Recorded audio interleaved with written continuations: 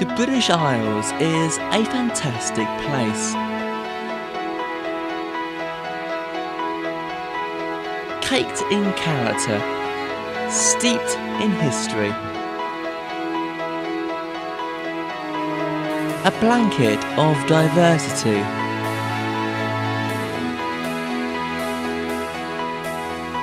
A patchwork quilt, a county for each patch.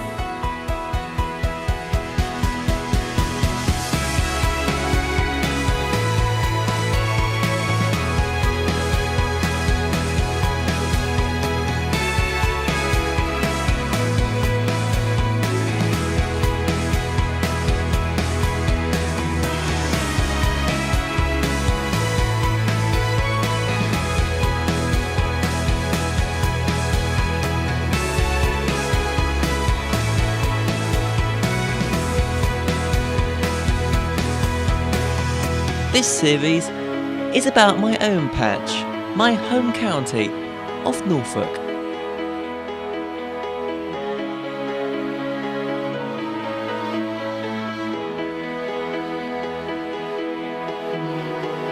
It's been an incredible journey so far, and I've been blessed with some spectacular sights.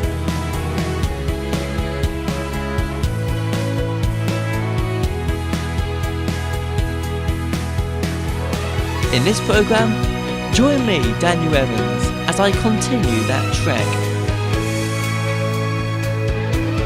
Come with me on the trail along the Peddars Way.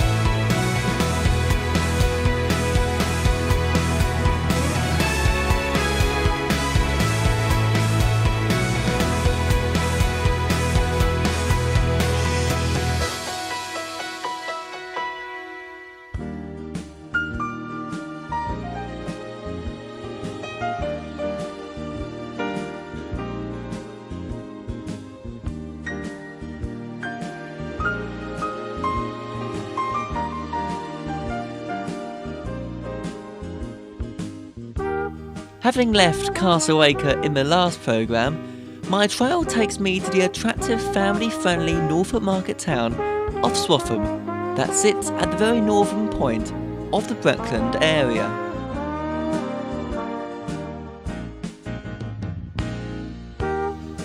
It is an area of outstanding tranquillity and beauty which stretches across the county. Swaffham's fine Georgian buildings remind the inquisitive ambler that this town has long been a commercial centre.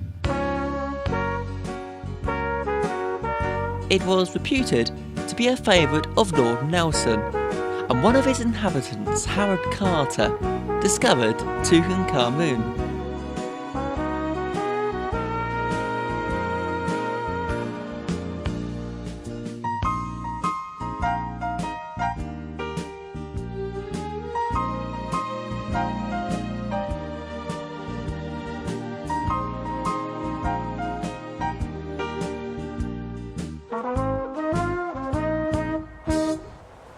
And the church here in Swaffham, St Peter and Paul's, is one of the finest medieval churches in Norfolk.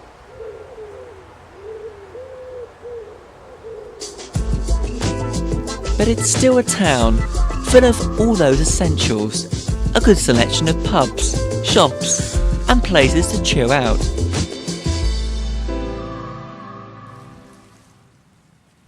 From Swaffham, we return back onto the Peddars Way and journey south to the smaller village of North Pickenham.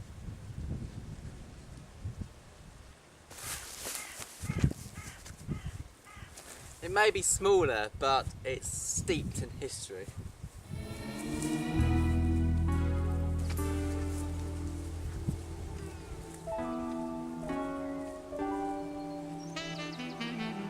North Pickenham dates back to the Anglo-Saxon times, all the way back to the 5th century, and it remained a settlement until 1066.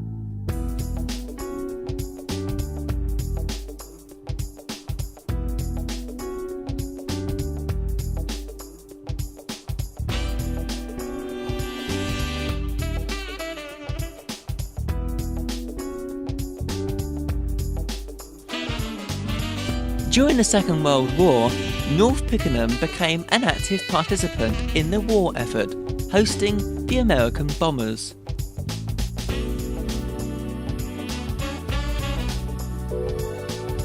It's now the site of the turkey farm owned by Bernard Matthews, but in between the feathers, North Pickenham has also found space for an 8-turbine wind farm and a karting circuit.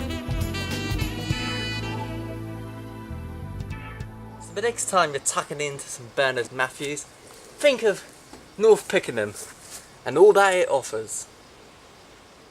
And if you thought North Pickenham was small, try my next location, arguably smaller. Little Cressingham, small both by name and by nature. The village is dispersed, with the main centre focused on a crossroads around the church and the mill.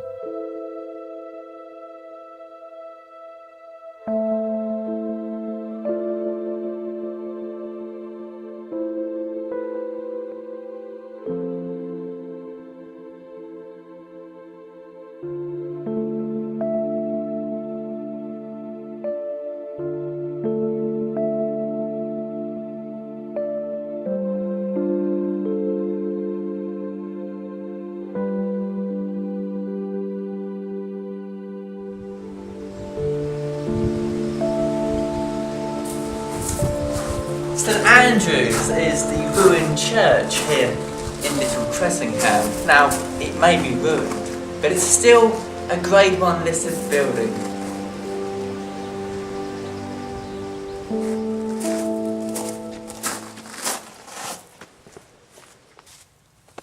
But there's more here than a listed church. The mill here at Little Cressingham is both a water and windmill, one of only 2 in the county. It was built in 1820 but is now disused. The Peddars Way is not just a trail for ancient villages and fine architecture, it also offers a wide array of flora and fauna, and I've come to East Reetham Heath to prove just that. The East Reetham Heath is just one of the areas of unspoilt land in Norfolk that was purchased by the National Trust.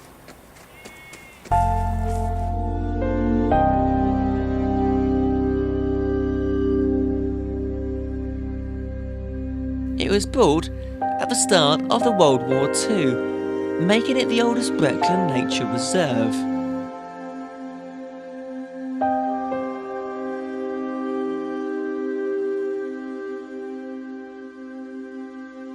A large part of the reserve was ploughed during the war and farmed afterwards, but careful management has restored the open heath habitat.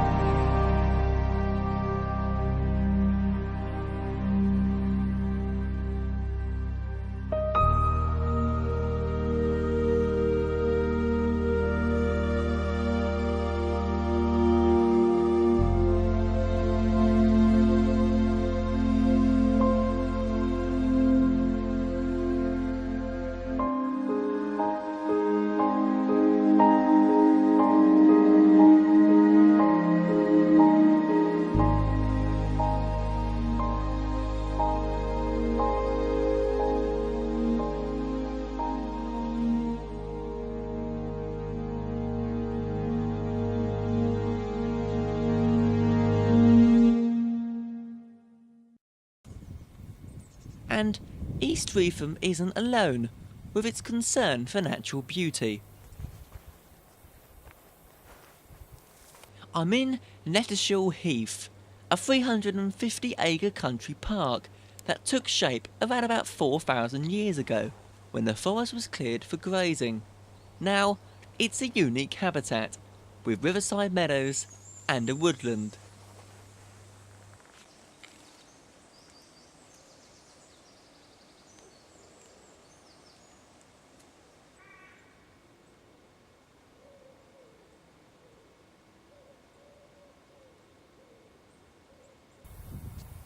Make a visit at any time of the year and you're likely to encounter some wonderful colours.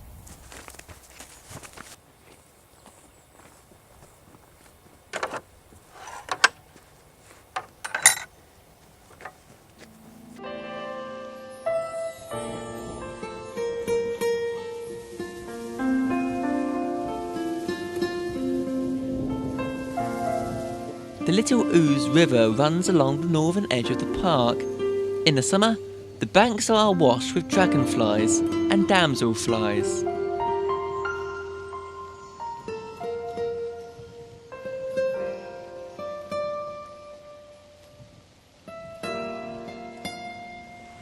If you're lucky, you may just spot an otter or a kingfisher.